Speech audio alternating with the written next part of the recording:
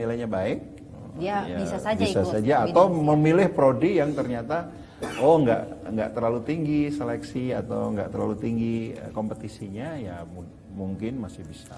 Nah, Ya, beliau adalah Profesor Ismunandar, salah satu tokoh wirausahaan sekaligus tokoh heroes yang menjadi favorit bagi saya sendiri. Dimulai ketika perkenalan saya dengan beliau itu beranjak ketika saya sekolah di madrasah. Saya mengikuti sekian perlombaan dan itu di bidang kimia, dan saya seolah-olah menggurui atau berguru dengannya melalui media-media yang online gitu. Jadi berita-berita tentang dia Profesor Munandar melalui riset-risetnya dan berbagai macam kegiatannya itu bertebar luar di internet luaran sana seperti YouTube dan atau platform-platform lainnya. Saya nantikan itu dan saya tekuni satu persatu, mulai dari kajiannya yang ada di YouTube, semua pembelajarannya atau publikasi-publikasinya sudah pernah saya lalui, dan akhirnya dari metode pengajaran Bapak Profesor Ismunandar itu yang akhirnya membentuk bahkan salah satu hobi dari saya sendiri, yaitu mengajar. Nah, jadi pertama kali saya suka dengan Profesor Ismunandar yaitu dengan cara mengajarnya ya.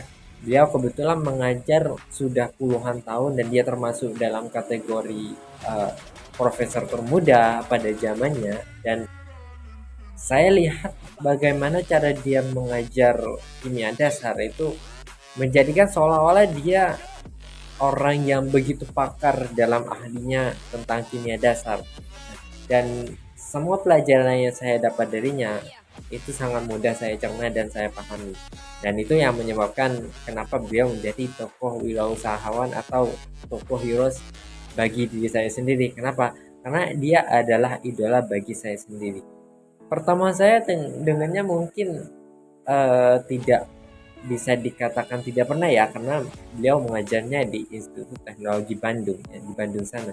Meskipun saya tidak pernah bertemu langsung dengannya, tetapi saya selalu berharap penuh dan merasakan penuh atau merasakan bahwasanya beliau adalah guru guru yang sangat dekat dengan saya. Maksudnya dia adalah guru yang membangun salah satu fondasi dari berbagai prestasi yang ada pada diri saya, berbagai kemampuan dan berbagai pribadi yang terbentuk dalam diri saya itu juga merupakan salah satu sumbangan dari pengajaran beliau.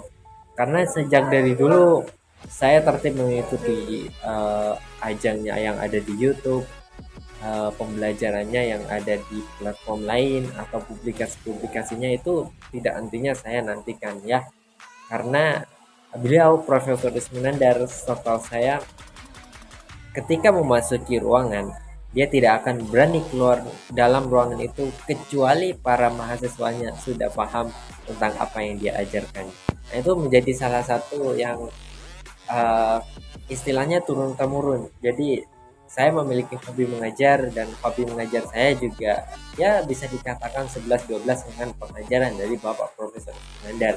Nah, beliau adalah idola saya dan itu juga saya terapkan. Jadi ketika saya punya mungkin adik kelas atau saya punya mungkin anak didik yang lain sebagainya, ya ketika saya berada di dalam satu ruangan ya, satu ruangan forum pembelajaran dengan dia, baik itu secara offline atau secara online, saya sangat berharap bahwasanya saya tidak akan meninggalkan ruangan tersebut sebelum anak didik atau adik kelas saya itu benar-benar paham tentang apa yang ingin saya sampaikan atau materi apa yang ingin saya berikan, dan itu saya dapatkan dari seorang heroes yang saya kenal, yaitu Profesor Ismunandar.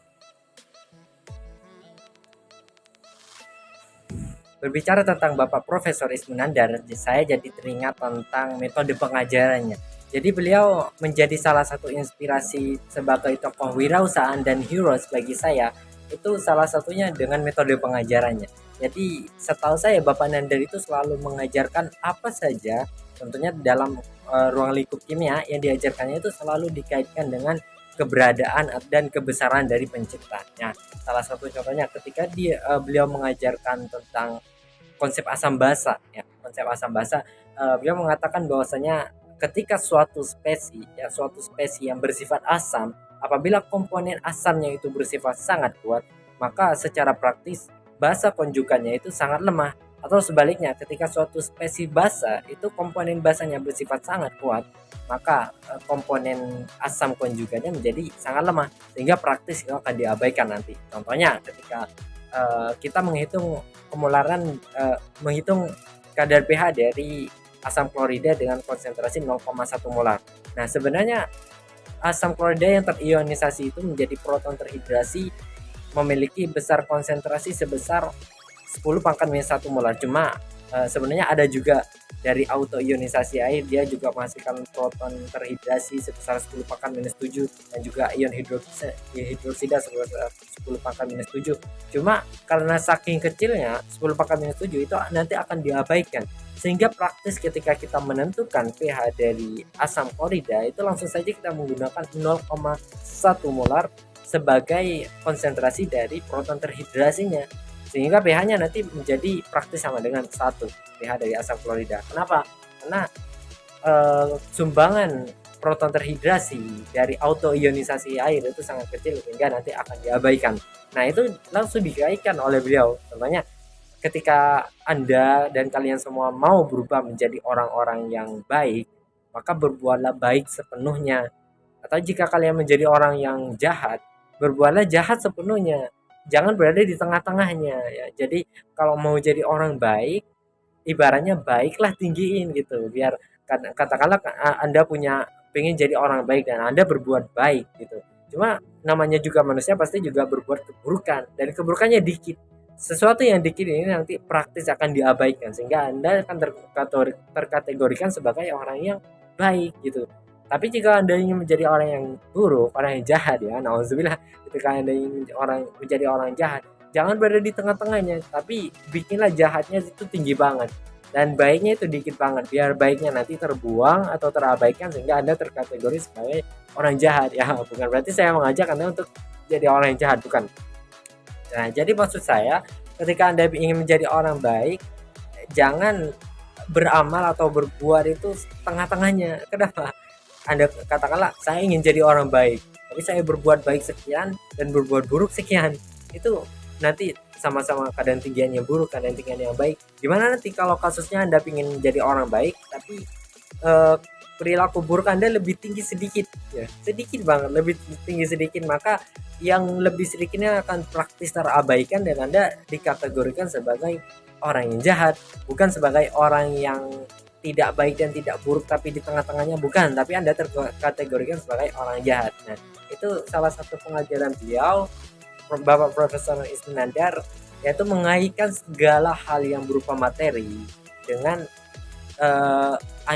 animasi dari kehidupan sosial kita, baik berupa itu bisa akhlak ya kalau dalam konsepnya kita membahas tentang Islam, atau bisa juga dengan etika perilaku, itu selalu dikaitkan dengan keberadaan pencipta ya. Ketika kita membahas tentang buffer, itu juga konsepnya asam basa. Kenapa di tubuh kita itu dengan kita mengkonsumsi suatu makanan atau minuman yang bersifat asam atau basa, nah itu seharusnya dapat mengubah kadar kenetralan yang ada di dalam usus kita gitu. Kadar yang netral itu ketika kita minum asam banyak harusnya menjadi asam, sehingga ada perubahan pH yang banyak, matilah kita. Cuma kenapa kita nggak mati? Karena di dalam tubuh banyak komponen yang namanya buffer, dan dia mampu mempertahankan pH pada suatu rentang yang spesifik dan tertentu. Itu keberadaan pH dalam tubuh kita. Makanya kita ini diciptakan sebagai sempurna, sebagai manusia sudah komplit dan sempurna. Itu semua nggak mungkin kalau nggak ada campur tangan dari Tuhan. Makanya salah satu bentuk untuk mensyukurinya adalah ya kita beriman, bertakwa, dan mendekati Tuhan seperti itu. Jadi apa yang diajarkan oleh Bapak Profesor Ismunandar itu menjadi sangat inspiratif bagi saya, karena beliau selalu mengaitkan segala materi yang diajarkannya tentang animasi kehidupan dan ketakwaan yang ada dalam hidup kita. Nah, selain itu ada juga kisah inspirasi beliau yang dinobatkan sebagai profesor termuda ya. Beliau pada zamannya menjadi profesor termuda pada Institut Teknologi Bandung khusus di jurusan kimia. Jadi beliau sudah lama mengajar konsep kimia dasar, sudah berpuluh-puluh tahun, dan itu tidak pernah bosan diajarkannya secara terus-menerus. Dan itu yang membuat saya menjadi tertarik, dan kenapa saya memilih Bapak Profesor Ismunandar sebagai tokoh wirausahaan yang saya idolakan dan sangat menginspiratifkan bagi kehidupan saya.